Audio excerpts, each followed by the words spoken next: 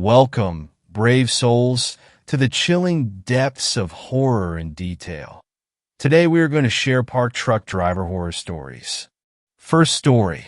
There's a reason most truckers don't stop for hitchhikers. You know how in college or when you're just dirt poor, you come to enjoy certain shit foods?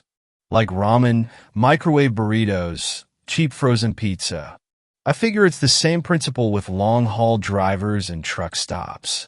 I'd only been on the road for 2 years before, and I'd only be on it for another 3 after, but I'd already grown a taste for greasy sausages and bad coffee.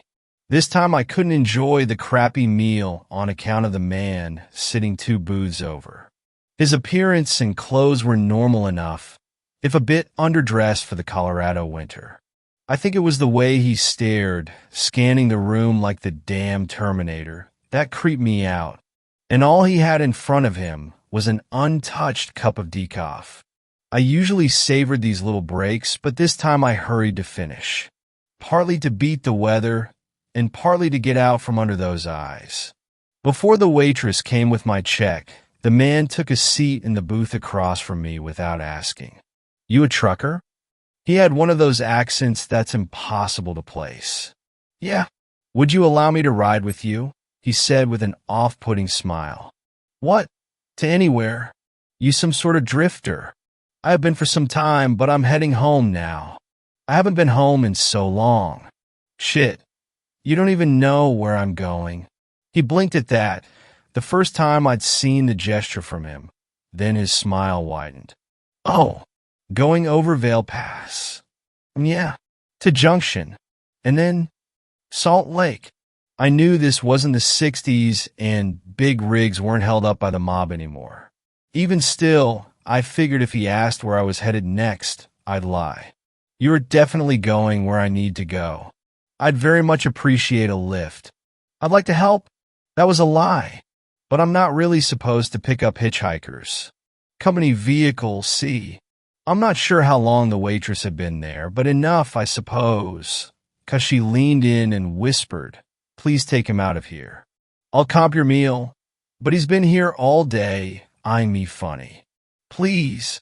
Never have learned how to say no to women, so I sighed and told the stranger to follow me. "What's your name?"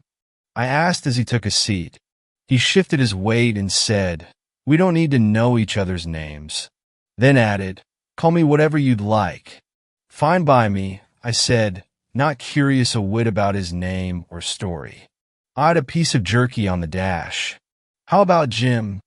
"If you'd like." "Sorry," I said after a few chilly minutes of uncomfortable silence. "The heater doesn't work all that great." "It'll be nice to get home," he said. "It's so much warmer than here." About that time, the snow started coming down real thick, and I cut my speed in half. Another rig, thick chains on the tires, was tearing down the mountain, clearly none too happy to be stuck behind me. I took the next pull-off, and the driver flashed his hazards and thanks. "What are we doing?" asked Jim, after the familiar hiss of the air brakes quieted. "Checking the weather report. Strapping up the wheels, maybe?" Said Jim, his smile gone and brow creased. Then he nodded. "All right. I suppose that'll be fine." I hadn't asked his opinion, but whatever. My phone was lucky to get any service, but I got my answers. Snow was expected to come in waves for several more hours. On this mountain, weather like that had been the end of more than one long hauler. I wasn't desperate enough for cash to risk it. "I hate to do this to you, Jim," I said sincere. 4 or 5 hours parked with my new friend did not sound fun. "But we're stuck here." "We don't look stuck. I just mean it wouldn't be safe to keep driving." I'll help you put the chains on," Jim said, his smile back. "Nah, sorry, I don't push it going downhill on a snowy mountain. But I need to get home. It's just a few hours." He shook his head. Empty smile once again vanished. "You don't understand. If we don't go now, I won't make it home until who knows when. It's a place, man. It isn't going anywhere." Jim paused. "Yes, it isn't going anywhere." At least we agreed. His eyes followed a van with a driver apparently braver than myself. "You wishing you'd hitched a ride with him?" I asked, and he squinted, then almost like he was trying to read the license plate. "No, they aren't going where I'm going." "That's too bad then, but I'll still be headed toward your home after the weather clears." "No, you won't." I shivered, and I don't think it was the cold. "Don't you have a job to do?" said Jim. I started to get angry then, or maybe he was afraid, but I was shaking either way. "Look, I can handle my own business, Jim. Nothing in this trailer is perishable. If I'm a little late, I'm a little late." "No," he shouted, and I swear for a moment his face barely looked human. "I insist you drive now." He was like a small child, throwing a tantrum. "All right, that's enough," I said, hand ready to dart for the glove box where I kept my Magnum. But I swear Jim's eyes bore right through the plastic, and he knew that I was packing. "Okay," my voice cracked. "I don't like doing this, but you're freaking me out. I need you to leave. Now!" My eyes not leaving my passengers, my right hand still ready to grab the gun, I used my left to fish around for a bag, a bottle of water, my spare coat, and a few sticks of jerky. I tossed it all on Jim's lap. "The diner's only a couple miles back. Just stay off the shoulder, and you should be fine." He just stared, motionless. I almost wished he would explode again. "This is my truck. I'm telling you to leave." "I won't need these," he said, dropping the coat and bag but taking the jerky from my dash. He didn't seem angry anymore. Sad, maybe. And then he hopped out. "Wait, it's 10 degrees, I yelled. Grabbing the gun and coat, I darted outside, wincing at the wind. There was no sign of Jim, and his track stopped after 10 feet or so. I considered calling out, but I guess I was too relieved. Maybe that makes me a shit person. I don't know. But I got back in the cab, locked both doors, kept my revolver handy, and didn't sleep a wink until Grand Junction 10 hours later. Now, I'm sure he was just some lunatic I picked up at a diner. I know that. But sometimes on snowy March nights, I can't help but wonder. Sometimes I wonder. Second story. I used to drive a delivery truck until the incident. 2. Harry, my oldest nephew on the cusp of adulthood and looking for his first job. "I've been told you want to drive a truck and are looking for me to give you a good recommendation to my former employer. I'm sorry to say I will not do that. Now, before you get angry or hurt, please listen to why and judge for yourself if you really want to pursue this avenue. I used to drive a delivery truck for a car parts company. It wasn't a bad job. I spent a lot of time alone with my thoughts while driving to various garages to deliver parts. I also listened to a lot of audiobooks as I drove. It was a wonderful way to pass the time. I could get totally immersed in a book as I was driving endless boring miles. I never considered myself to be much of a troublemaker. I would go along to get along, as they say.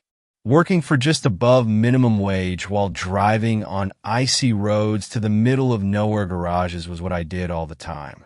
I didn't complain about it much, at least not to the boss. But I did my job and I thought I did it well. Apparently, not everyone agreed. One day I came to work and was shown the new addition to my truck. There was a small box that hung down under the rearview mirror. I asked what it was and they told me it was a camera. What they didn't tell me was it was actually 2 cameras, one facing out toward the road and one facing in toward the driver. They were being installed to make sure the drivers were doing their jobs. Now I had worked for the company for years without a single ticket. I never had any complaints from any of my customers, and I never put a scratch on any of the trucks I drove. So, naturally, I took this camera situation as a personal incitement on my driving and on my moral character. I wasn't the only one who wasn't happy about it, but the company's stance was essentially, get over it. This was back when jobs were harder to come by, and the company said if we didn't like it, we were welcome to get the hell out. Those of us who needed to pay bills and feed our families decided to keep working and earning a paycheck. After a few months, we mostly forgot the cameras were there and went back to doing what we do, keep our mouths shut and deliver parts. Like we had a choice. The cameras weren't the end of the world as we thought. There were a few write-ups, but they were stupid people doing stupid things. Me, I followed the rules and didn't have any problems. I did what I was supposed to and didn't do what I wasn't supposed to. I know that's a strange concept in today's world. That changed the day the boss told me I was being written up for having a passenger with me. He recited the rule number in the handbook that clearly stated that no passengers are to be in company vehicles unless approved by a supervisor. I asked him what he was talking about and told him I didn't have any passengers. He told me that the main office had a video of me carrying a passenger with me. He even quoted the date and time of the offense. I thought back and racked my brain trying to remember if I had stopped and picked someone up on that day. And then I remembered I've never stopped and picked anyone up because I know it's against the rules. I thought about getting angry and raising a fuss. I thought about telling them that this was precisely the kind of harassment I expected would happen when these damn cameras were installed. Then I remembered their stance of, shut up and deal with it or we'll find someone else who will. The thought made me calm down and let it slide. I chuckled. Someone must have gotten videos and names mixed up. I thought, no big deal. I know the truth. I shrugged it off and threw the write-up away when I got it. My boss told me it didn't really mean anything anyway. Only major infractions were going to be disciplined. I wondered why he had even told me about it if it didn't mean anything. Driving in traffic and on snow-covered roads in winter was stressful enough without worrying about the main office saying I did something I didn't do. The following week I got another write-up, once again for having a passenger. I told the boss I hadn't had any passengers. I told him I follow the rules and he knows that. Again, he told me the main office had a video of me driving with someone in the passenger's seat. At this point, I was starting to get upset. Being accused of something I did was one thing, but being accused of what I've never done and getting written up for it was just too much. I asked the boss to see the video. He pulled it up on the computer. I watched as he worked through the controls, confident that I was going to find the mistake or the name of the person who had actually committed the infraction and clear my name. But that didn't happen. He pulled up the video, and sure enough, there I was driving along, and in the passenger seat was a large middle-aged man just staring out the windshield like he was along for the ride. My mind was having trouble comprehending what I was seeing. When I pulled myself out of my shocked stupor, I asked the boss what the date was when this happened. He told me, and I racked my brain to come up with an answer to this. I peered closer at the screen to make sure I was the driver. There was little doubt it was me. I was wearing the gray sweatshirt I wear when I drive. I had one hand on the wheel, the other leaning on the window, just like I do when I'm bored. I was wearing my ball cap with the logo of my favorite baseball team. It was me. If only I could figure out who this other person was and what was happening to me. Was I forgetting things? Was I having blackouts and not knowing it? How could this person be in my truck without me knowing? It's not like he was some stowaway hiding amongst the parts in the back. He was sitting 3 feet away from me. That person wasn't there, I told the boss. The camera says he was, the boss said. I don't know what to tell you. I wish I could believe you. You've been one of my best drivers, but we're starting to get into repeat offenses. The company is going to take action soon. Take action against what? I said a little louder than I intended. There was no one there. I don't know who has it out for me or who is playing this little Photoshop trick to get me in trouble, but I swear on a stack of Bibles that man was never in my truck. I don't know what to tell you, he said. I thought crossed my mind, can you see where I pick him up? I said. The boss eyed me. You said I have him in my truck. I must pick him up somewhere. Can you tell me where? He looked at the computer and began rewinding the video. The miles rolled backward, and the man just sat there watching the windshield. Then suddenly he disappeared.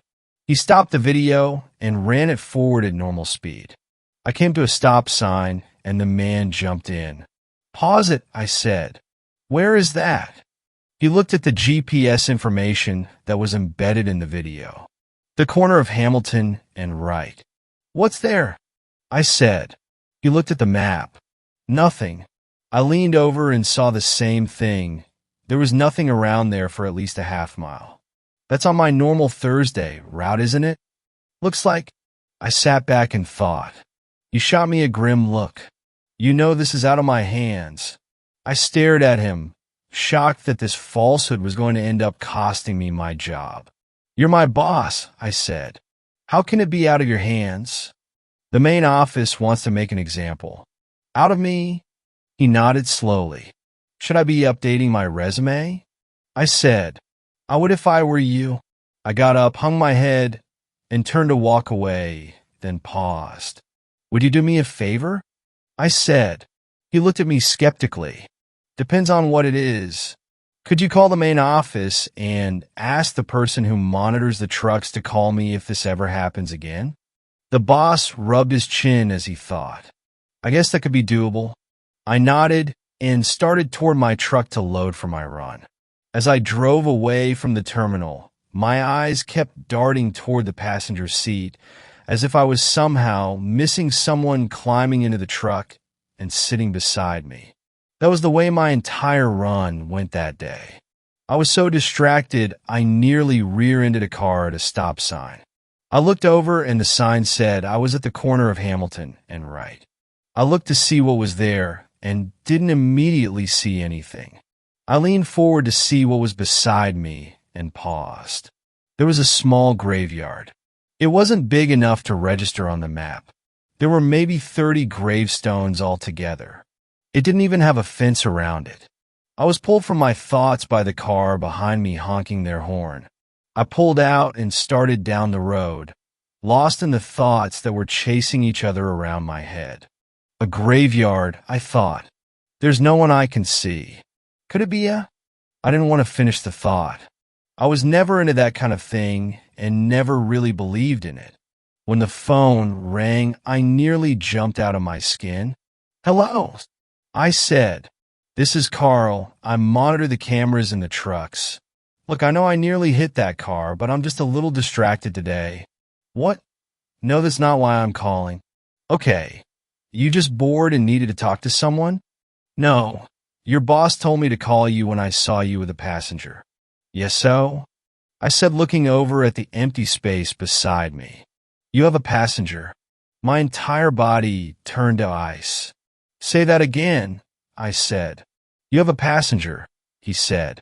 I stared at the empty seat. "Where?" I said. "He's sitting in the passenger seat, right beside you," he said, sounding a little annoyed. "Carl," I said, "that can't be right. There's no one beside me."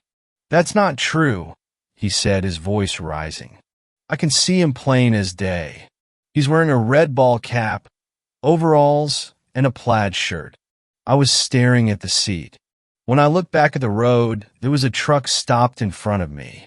I stood on the brakes hearing them scream in protest, but not slowing my truck enough. I knew I was going to hit him. I swung the wheel over as hard as I could, feeling the truck start to tip, then swung back as I slid to a stop on the berm of the road. I looked at the truck sitting beside me, breathing hard, not only from the accident I'd just avoided, but also from the news Carl had given me. "Okay, Carl," I said in a lower voice as if I didn't want my imaginary passenger to hear. "What is my so-called passenger doing?" "He's just staring straight ahead." "I'm going to try something," I said. "Tell me what he does next." I hesitated for a moment, then reached my hand slowly across to the passenger's seat. I waved it back and forth in the empty air. As I did, my hand felt cold, as if I had just stuck it into a freezer. "Oh my God," Carl said. "What's happening?" "Your hand. It's passing right through him. It feels cold." "Wait a minute," Carl said. "He's doing something." "What?" "He's looking at your hand."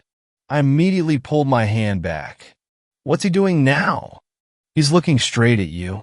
I felt the blood drain out of my face. Holy shit, Carl screamed. Get out of there! Get out now! I fumbled with the door latch, somehow forgetting how to open a door. When it opened, I tumbled out of the truck. I looked back inside, still not seeing anything, when I put my phone back up to my ear. Now wah was all I was able to get out before my world went dark. I woke to a white room, beeping machines, and hoses stuck in my arm. I looked around the room and saw a bouquet of flowers that were starting to wilt. A nurse walked into the room with a syringe in her hand. Where am I? I rasped, causing her to jump. Oh my God, you scared me, she said. Why? Because you've been in a coma for 3 weeks. What happened? Don't you remember? She said. I slowly shook my head. You pulled over on the side of the road and jumped out of your truck right into traffic, she said. You got hit by a car and sustained several life-threatening injuries. Am I okay now? You should really talk to the doctor about that, she said. Please, I rasped, grasping her hand. She looked around as if someone was listening, then leaned close to my ear. As far as I know, you should make a full recovery, she said. They just aren't sure about your mental state. Why? I heard you were babbling on about seeing things when you first came in. Like what things? Like a go.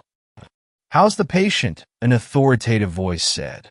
The nurse straightened and backed away. He's awake and seems to be progressing, the nurse said, straightening her uniform. Good, good, the doctor said. Let's see how you do in a day or so. Maybe we can have a little talk about when you first came in. I nodded and tried to fake a smile. The following day, I received an unexpected visitor. He was a small man, not too far out of his teens by his appearance. He knocked quietly at my door and started to turn around to leave when I said, Can I help you? Yeah, maybe, I don't know, he said. Okay, let's start with who are you? Oh, sorry, he said, stumbling forward and nearly falling on top of me as he held out his hand. I'm Carl. I shook it slowly. Carl, I repeated. Like Carl from the company? He smiled. Like Carl who told me to jump out into traffic and nearly killed me. I said, tightening my grip. He winced and wormed his way out of my grip. Yeah, about that, he said. Sorry, by the way, but I wanted to explain. Explain what? I said, sitting up, so I might get another chance at him. This, he said, holding up his phone. It's a phone, I said sarcastically. I've seen them before once or twice. I'm sure, he said, but it's what's on the phone that you need to see. Okay, what's on it? He fiddled with the phone for a moment, almost dropping it twice, then turned it toward me. What am I looking at? I said as the screen shook. Give it a minute. The screen settled down, and I saw it was a recording of me in the truck. I was mesmerized at the sight of the person sitting next to me. I watched as I waved my hand back and forth through his torso. I saw him look at my hand, then look at me. His face suddenly changed. His smile turned malevolent as it grew impossibly large. The grin extended nearly to his ears, and his teeth grew 3 inches to where he looked like a shark about to attack. His fingers grew into claws, and his eyes disappeared into his head, turning as black as the abyss. I saw him reach for me as I fumbled with the door latch, and he swiped his claws at me as I fell out of the door. He leered out the driver's side window at me, but stayed in the truck and slowly faded away. When Carl pulled the phone away, sweat was pouring off my forehead. I looked him in the eye and said, I forgive you. He smiled and said, You're welcome. We sat in silence for a long moment. What did the company have to say about that video? I said, It was deleted off the server the following day, he said. So that's the only copy? Yep, he said, holding up his phone. Do me a favor? Sure, what is it? Delete it. Are you sure? This is the proof that you weren't lying. I'm sure. I don't ever want to see that thing again. I quit driving a truck for a living after that. I never again drove past the corner of Hamilton and Wright. I'll go miles out of my way to avoid it. I suggest you do the same. Third story. I'm a delivery truck driver who saw something weird and unexplainable. This experience happened to me last year, and I've decided after much deliberation to post it here. So, I work as a delivery driver for a company that deals in your big household utensils. You know, fridges, cookers, things like that. I don't want to give any details on the company or the employer, but I'll just say I'm based in the Missouri area. Before I begin, just a little backstory on me. I'm an expat from Liverpool, England, which will explain my spelling. Sorry, no matter how long I've lived in the States, I refuse to take the U out of color. I met my lovely wife 8 years ago when she was on holidays and we hit it off. After a year of long distance back and forth, I finally made the jump and moved to the US to be with her. And we've been happily married ever since. Anyway, my job often involves long hours on the road, sometimes late into the night. There was me and a young kid. We'll call him Pete, and he's the boss's son. We got along well enough even though we don't have anything in common. Pete's your typical 20-something kid, usually glued to his phone. I'm in my 40s, so yeah, what can you do? We don't even like the same sports. He's into his baseball. I'm still a die-hard Liverpool fan. But we used to shit-talk a lot on the road, and it makes the job easier on deliveries to have two people doing the lifting instead of one. So it's near the end of October last year, and myself and Pete are just finishing up for the day when I get a call from the boss man. He tells me to head back to the pickup for one last order. This isn't anything new, mind you. Logistics is a mess at the company sometimes. When I hang up, Pete flips his lid as usual, and I take it in my stride. Pete starts going off on his dad about how things are a mess at the company and that if he were running things, there'd be no last-minute deliveries. I just mind my business as usual. It wasn't the first time I'd heard the spiel. Pete's dad had put him on deliveries to teach him the value of good work while he was completing a business degree at night classes in college. Problem was he often missed those classes when we were called for some late-night duties. I could understand the kid's frustrations. So we head back to the store and pick up a large refrigerator all packed neatly in a cardboard box, then load it onto the truck. I got the location up on the phone, and we set off for the long drive. Pete was still pissed because he had some drinking plans with some friends that night, so he was mute for the hour journey. I put on the radio and just chilled before calling the wife, letting her know to put the dinner in the micro. So there we are on these pitch-dark back roads out in the sticks. I'm glancing at the phone every so often, noting that we're getting closer to our destination. We hadn't seen a house in ages, and I was getting antsy that maybe the directions were wrong. Sure enough, the phone lets me know that we had reached the end of the line. I slowed down, peering out the windscreen at the dark country lane, completely covered with trees on both sides, the only light coming from the truck's headlights. I crawled to a stop, and Pete glances up from his phone. He looks at me and asks what's going on. I tell him we've reached our destination. Oh, for fuck's sake. Don't tell me Dad gave us the wrong directions. He starts going off on his dad again, and I tell him to settle down. I was annoyed myself, but I didn't want to hear another bout. Pete just shrugged and settled back to gazing at his phone, muttering to himself. I called the boss and let him know the situation. He assured me they were the right directions and tells me to call the client.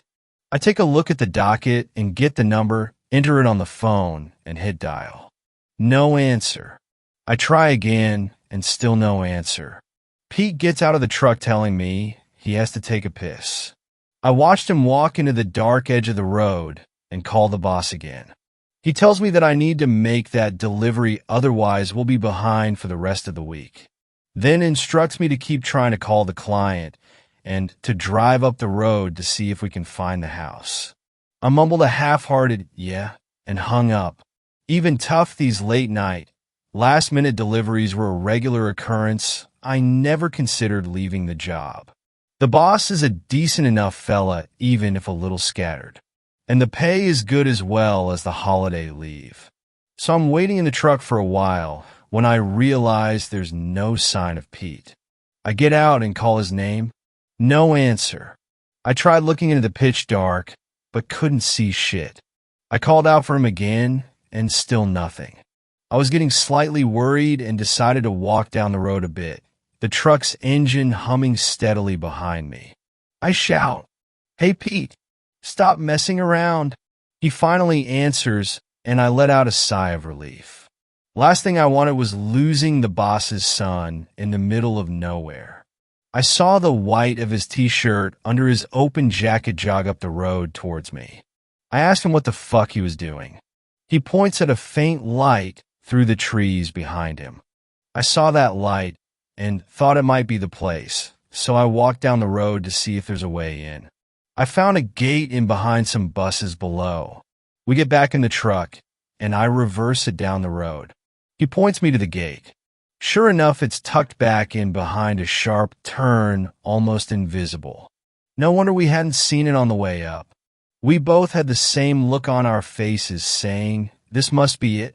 After some tricky maneuvering, we're heading up a patchy gravel drive.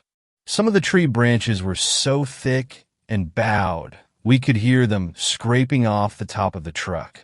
A few minutes later, the house comes into view. It was an old house that you'd think was abandoned, if not for the lights coming from inside. It had one of those surrounding porches that you'd see in the rich suburbs. The wooden boardings on the walls were all flaked and peeling like they'd never seen a lick of paint. Some old work sheds stood off to the side, doors fastened shut. The only thing out of place was a nice-looking expensive car that was parked in the drive, which meant to me that someone must be home. I swung the truck around and backed it up to the front door, then shut off the engine. We got out and I told Pete to get the fridge on the trolley. While he opened the back and went to task, I walked up to the front door, the decking creaking under my boots, and gave it a sharp knock. I waited for an answer in what would have been a still, quiet night, if not for the noise of Pete bringing the fridge down on the mechanical ramp. I knocked again and waited some more. Pete made his way over to the steps leading up onto the porch, trolley in hand. "Maybe they're not home," he said. "There's a car here, and the lights are on." I replied, "So? What if there's something wrong? This place is creepy as fuck." I shook my head and smiled. Before that day, I didn't go in for all that stuff. It wasn't the first time I had to make my rounds out in ass-crack nowhere, and I was used to so-called creepy houses in the night. But not after that night. I was about to knock for a third time when I heard movement from inside. I turned to Pete and gave him a wink, saying, "Here we go." The door opened, and a young, slight woman was standing in front of us. She was pale and sweaty, with her long, dark hair tied in a bun. She was wearing this striped black and pink jumper. That's a detail I'll never forget. It was just so odd. Actually, her whole demeanor was odd from the get-go. She looked like she was sick, like she was just getting over the flu or something. I put on my best smile and told her we were there to deliver her fridge, apologizing for the late call. She stared at me, confused. I showed her the docket and confirmed the address and name. She looked back up at me with her dark eyes, and the confused look left her face. "Oh yeah, I forgot that was today. Sorry. Come in." She stood aside, and I helped Pete get the fridge up the steps. Inside, the house was well kept, but a little old-fashioned with a faint musty smell. A few pictures hung on the walls of a little girl and an older woman, which I guessed must have been her with her mother. There were also some various aged photos of her mother, looking younger and holding a baby, surrounded by groups of other people, in what must have been a large camp in some woods. Don't know why that detail comes to mind, but there you go. Certainly adds to the weird shit that went down in that house when I think about it. She led us into the kitchen, and I asked if she wanted us to take the old fridge away. It's part of the service we provide. She said yes, and we got to work unplugging the old model. You don't mind emptying it, do you? She quietly said. There's not much in it. I opened the door, and sure enough, it was pretty much empty. No bother, miss, I told her. As I took out the few meager items, Pete started unboxing the new fridge. All the while, she's just standing there, looking at us silently while scratching her arm. Eventually, she's rocking back and forth on her feet, looking jittery. Will you excuse me? She said quickly. Without waiting for an answer, she took off down the hallway. Pete gave me a look and whispered, She's a strange one. I think she's using. I whispered back, What? Drugs, heroin, you know? See her scratching her arm? She's all sweaty and sick. I've seen similar types of behavior before when a drug user is looking for a fix. Oh shit, I think you're right. Pete replied. Let's just get this done quick. I said. We put the new fridge in place and heaved the old one onto the trolley in no time. There was no sign of the woman as we headed back outside to load it into the truck. I told Pete to lock it up, and I went back inside to get her digital signature on the pad. I called for her, but there was no answer. I went to the kitchen, and she wasn't there either. On the way back to the front door, I spotted an open door up a short hallway. Now, I'm not one to go snooping around someone's house, but I'm also a stickler for procedure, if not for covering my own as more than anything else. I don't want some asshole claiming they never got their item and putting me in the shit while I try to prove they did. So I just wanted to get the signature in a long night and go home. I made my way up to the door and saw that it led down to the basement. I could see a faint light coming from below. Mississippi, are you down there? I said in a somewhat loud voice and waited in the silent house. I then heard something like radio static drift up from the basement. Maybe she didn't hear me. I thought. Maybe she's listening to music or something, which is why she didn't hear us knocking at first. And then, or maybe she's using. The whole situation felt out of place, if you get what I mean. Still, I began to make my way slowly down the steps and repeated myself in a louder voice. To be honest, even I was starting to get a little creeped out. I jumped when I heard Pete whisper behind me. What's going on? I think she's down here, I said quietly.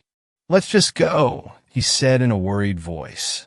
I put up a front, smiled at him and said, What? You afraid of that little girl? He gave me a look telling me he didn't care what I thought. I think he knew I was uneasy too. What if she's shooting up or something? Hardly, I replied.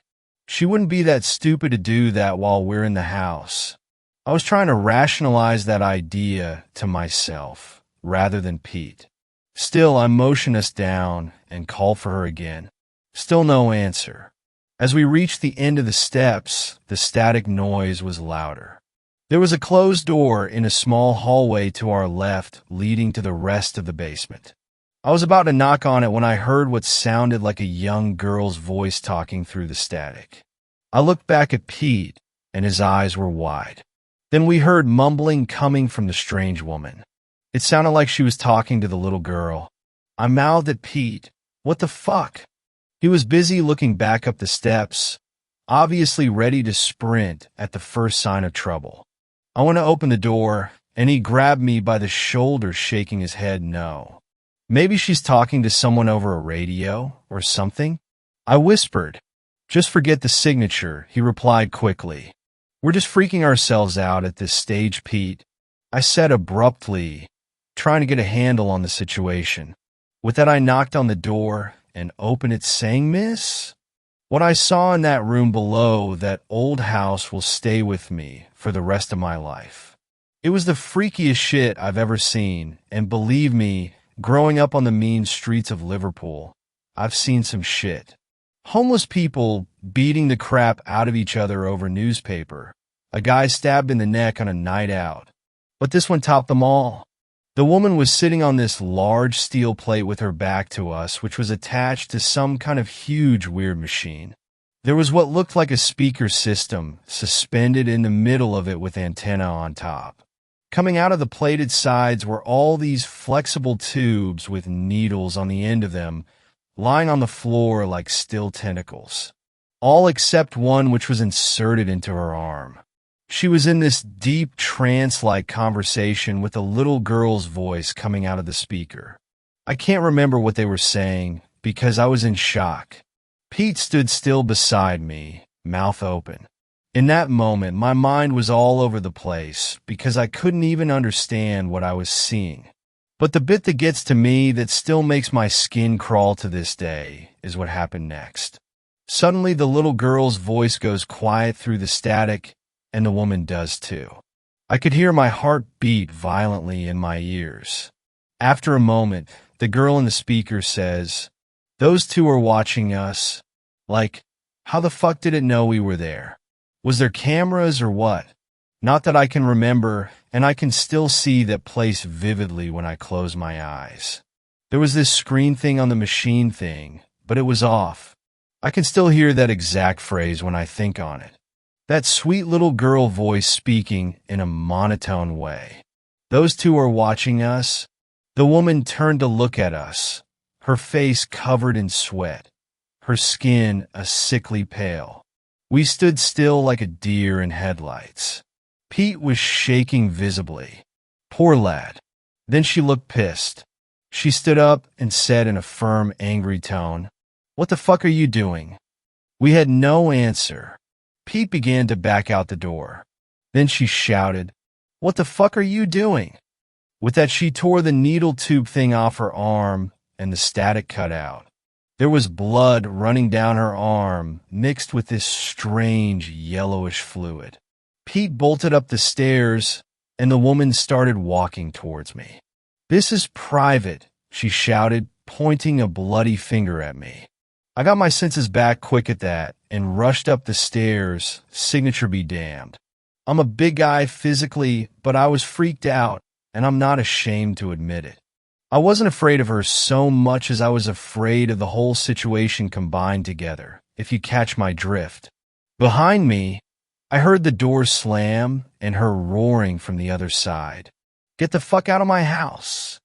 I was happy to oblige, and quickly swung the front door shut on my way to the truck. I jumped inside where Pete was waiting for me, fear in his eyes. I shakily got the keys out of my jacket pocket and started the engine. "Let's get the hell out of here," I said. Pete didn't reply, and I drove us down that narrow gravel drive as fast as I could, the tree branches bouncing noisily off the roof.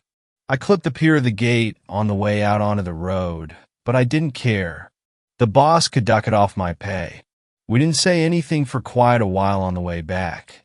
Eventually Pete said, "What was that?" "I don't know, but I don't want to even think about it," I replied in a shaky voice. "Neither do I." Pete said, "We must have formed a silent agreement because we never mentioned it again on the rest of the drive back to the store or even after that. I've never even told my wife. I mean, who would have believed us anyway? It all sounds so crazy. At home base, we let on to the boss that it was just another normal delivery. I told him that I dented the bumper on the gate because it was such a tight turn, which was partially true. He informed me not to worry about it and thanked us for doing the job. As I said, he's a decent enough fella. Pete did a few more jobs with me after that, but eventually quit much to his dad's disappointment. I don't blame him. If I was a young lad, I'd have too. But I need this job. Last I heard, he left town to go to college full-time. Hope it all works out for him. I got paired up with an old hippie guy in his 60s. We got more in common, so there's that. I still do the odd late-night delivery, but not as much. I had a stern talk with the boss about cutting back on those shifts and wanting to spend more time with the wife. I do have questions, of course. Like, what the hell was that machine thing? What was that woman with her black and pink striped jumper doing with it? What was that little girl's voice? But what I said to Pete that night still holds true. I don't want to think about it. At least know too much. Still, though, when I do make that odd late-night run, that experience always plays at the back of my mind. Writing this down and getting my story out there is kind of like closure for me. I want to put the whole experience behind me. Update: September 8th. Don't know why I'm posting this here. I suppose it is an addendum in some way. Pete, not his real name, went missing in mid-August. At first we thought he'd bailed on college. My boss still thinks that, but I'm not so sure anymore. I think he's dead. Some of his friends on social media think it might have been suicide. If so, maybe what we saw that night had a greater effect on him than I originally thought. Also, my missus told me something that got me rattled last night. I don't know how we got to it, but she brought up an incident with a woman who called to the house around that time too, who was looking for me. Said it had to do with insurance or something. I pressed my wife for a description of some sort, and besides telling me she was wearing a smart suit, the woman was very sickly looking with dark hair and strange eyes. I had to suppress my shock and told her that I had no idea who it was. Anyway, my wife had completely forgotten about the whole thing because life was a little chaotic. We were helping with search parties for Pete, and it slipped her mind. If it was that same woman and she had something to do with Pete's disappearance, then I'll be honest, I'm starting to freak here. I'm thinking I should go to the cops, but I'm afraid they'll laugh in my face. Plus, that woman hasn't been seen around since, so what could they charge her with? For now, I'm just going to play it cool and carry on. Hopefully Pete shows up, one way or another, and maybe that woman calling was a coincidence. I never knew what she worked as. Maybe she was a door-to-door insurance person or something. Maybe I'm just thinking too much about this. Fourth story. I am a truck driver, and I will never forget the time I broke down at 4 in the morning. Being a trucker means constant travel. Constant travel means constant change, and constant change means constant danger. This was something I had to accept when I took the job all those years ago. But back then, I know that nothing would ever happen to me. There was no chance of me running into danger. I was completely invincible behind the wheel of my rig. But how was I wrong? I crossed the state border a while ago, and my eyes were starting to get heavy. I hadn't seen anyone else on the roads for miles, and I was getting bored of listening to chat show after chat show. Suddenly, the truck started slowing down. I put my foot down harder on the pedal, but it had no effect. I shook myself wide awake and sat up. My truck rolled a few more meters, then came to a halt. I just sat there for a minute, confused, before I unclipped my belt and climbed out. I quickly came to the realization that I had run out of fuel. I was pretty pissed at myself for not paying more attention, and thinking about it, I did hear the warning bleep some time ago.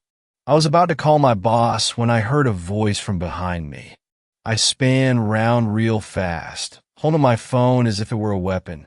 The man slowly approaching me looked to be in his early 40s, with graying hair and a mustache. He seemed to be chewing a lump of tobacco and walking with a slight limp. "Looks like you've run out of gas," he croaked, still approaching me. I shrugged and told him that I'd fine and started to walk back towards the truck. "I got a place not so far from here where I could get you some fuel." I didn't believe him. Too many things didn't add up. Why was he out here at this location at this time, just as I broke down? I said that I already had some in the back, and I didn't need any help. I got in and locked the doors. I just wanted this man to go away. I saw him walk off into the tree line and disappear. I called my boss, and he said he'd sent someone out to tow me, but they might take some time. I ended up falling asleep where I sat, feeling much more secure with my doors locked and the man gone. I woke up some time later and realized that I was moving. I was confused at first, but then remembered that someone had been sent to tow the truck. I wondered why they didn't wake me up, but maybe they tried. I'm a deep sleeper and the doors were locked. I noticed that it was still dark outside and tried to work out where we were on the map. I couldn't see any signs along the side of the road and had no clue where I was. I opened the window and shouted round to the tower, "Where are we going?" Why hadn't he just taken me to the garage? After a while, we appeared to be on a very rural road, almost like we were driving through a forest. In the distance, there was a large barn we seemed to be heading towards.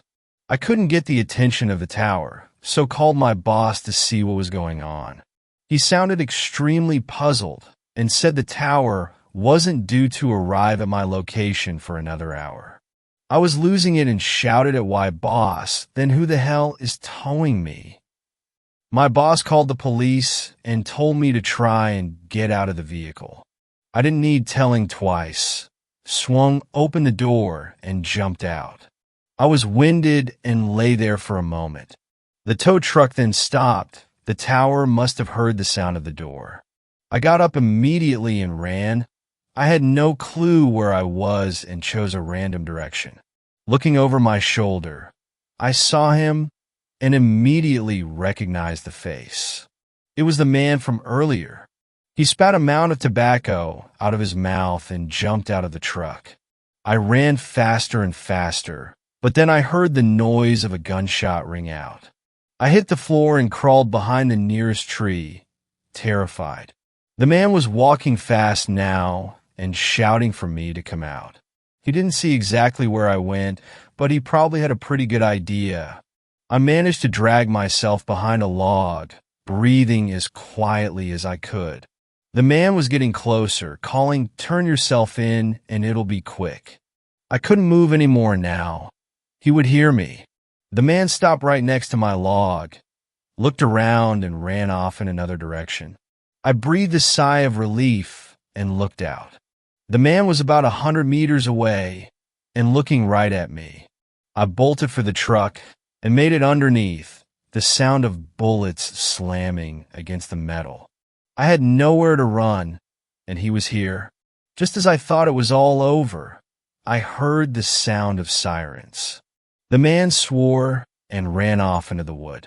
I climbed out from under the truck and met the officers that had arrived. 2 of them had already run off after the man. They asked me what had happened and took me back to the station for questioning. I answered all of their questions and told them about the barn I was being towed to. It was inspected and sealed off. When asking what they found, I was told that it was best I didn't know. I can only imagine what would have happened to me if I had stayed in the truck. However, I did know one thing. That man is still on the loose, and I can only pity the poor soul who runs into him next. 5th story. I am a truck driver, and something has followed me 200 miles across the mountains. I have not been posting lately as I was off on a haul for a while. Whilst on that, something happened to me. Something awful. I can hardly close my eyes anymore without worrying something from my past will come back to get me. What happened to me on my most recent haul has darkened my past even more. Whilst my mind tries to repress these things, it also tries to convince me that they are not over, and whoever has troubled me is coming back. I was taking my cargo through the mountains, no service on my phone, no reception on the radio. Just the sound of nothing. It has been like this for miles, just me, my truck, and the road ahead. It was very refreshing, exactly what I needed after the trauma of my past years. I noticed the time and sped up. I wanted to be out of the mountains before dark, but at this rate, it wasn't looking likely. Some time went on, and I was busting for a piss. I pulled up and got out. I was finishing up when I noticed something in the not-so-far distance. This was the first time I saw it. A creature resembling a man, a large man. I was about to call out when I realized that something was wrong with his face. I slowly came to the realization that this wasn't a man at all. The shocking thing was, it wasn't any animal I'd seen before either. It stared straight at me. The 2-hour silence was finally broken by the loud cracking of twigs as this thing charged straight at me. I sprinted back to the van and got in. I immediately shoved the keys into the ignition. My peaceful trance had been snapped. I slammed down the accelerator, something I had to do way too much these days. As I began to roll off, I saw the thing burst from the tree line and onto the road behind me. I was picking up speed, but so was the creature. I finally made it to 20 kilometers per hour. I looked in the rear view mirror and saw the thing standing in the road, staring after me with a snarl on its face. If it was a face at all, this thing must have been a seriously disformed man. It had a human's body, but the stance of a wolf on its hind legs, its face much too big for a person. The eyes were not aligned, and the mouth had retreated too far up its face. I shook my head and drove on. Another thing for my mind to repress, and another thing to make my therapist tell me I'm crazy. I had covered a lot of ground and had almost made it out of the mountain range. Dusk had fallen hard onto the horizon, and I had almost forgotten about what I had seen. My radio began to crackle, meaning I was picking a reception, and it looked like my phone had a bar of signal. I was relieved, and in the first time in ages I smiled. The smile was ripped from my face as I looked out of my window. Upon a high-up rock to the side of me was the clear silhouette of the man. Its head turned and fixed on my truck. My heart sank down into my gut and continued its descent as I saw the thing jump off the rock and charge down the hillside towards me. How the hell had it made it this far? There was no possible way for the man to have gotten there on foot. My confusion ceased when I noticed how close it was to me. I sped up, building speed way too slowly. The man was close now, almost able to grab onto the side of the rig. I noticed a corner up ahead. In the wing mirror, I saw him about to jump onto the back. I turned the corner very sharply. The thing had missed its opportunity and bounded off into the hills. I drove on for many miles. The darkness had settled now. I realized that my radio had stopped crackling and my phone still had no signal. I was sure I was meant to be out of the mountains by now. I stopped, looked at my map, and immediately knew I had taken the wrong turn. I had followed the signposts and had taken the sign that had pointed to Main Road. I thought back and recalled that the sign had been pretty wonky and had been tipped upside down. I realized how much of a fool I had been. Obviously, it was the wrong road, as the sign its right way up would have pointed the other way. In all my fear, I hadn't batted an eyelid. Looking at my map, there was nowhere to turn round for miles. With a heavy sigh, I drove on. As I set off, I could have sworn I saw something in the trees. Along the road, I kept noticing something walking behind the tree line, but I only saw it every couple of miles. I didn't even want to think about what it was. After what seemed like the longest drive of my life, I had reached the turning point and began to swing the truck around. Once I was facing the right direction, I let out a whimper. It was standing in the road in front of me. I got a better look at him this time. It was a man. He was tall and very wide. His face, like I had noticed earlier, was extremely disformed. He began to walk at me very fast. I didn't know what to do. I couldn't wait there, and I couldn't reverse. I locked my door and drove forwards, hoping to scare him off. For a brief moment, I thought I did. He began to walk around the side. I then heard him climbing up the passenger side. I grabbed the keys from my pocket and locked the doors. In the same second, I heard the heart-wrenching tug on the handle. A split second later, and that thing would have been inside. I swore, and I drove. The man was pounding on the window now, extremely hard. Thud, thud, thud. This was the single most horrifying moment of my life. I don't know what I was thinking, but I wound down the window a small amount. The man instantly stuck his fingers through. I then wound the window up quickly. He screamed and pulled them out, falling onto the roadside. I carried on driving, not looking back once. I made it onto the main road, turned the radio up to full, and almost cried when I saw other cars.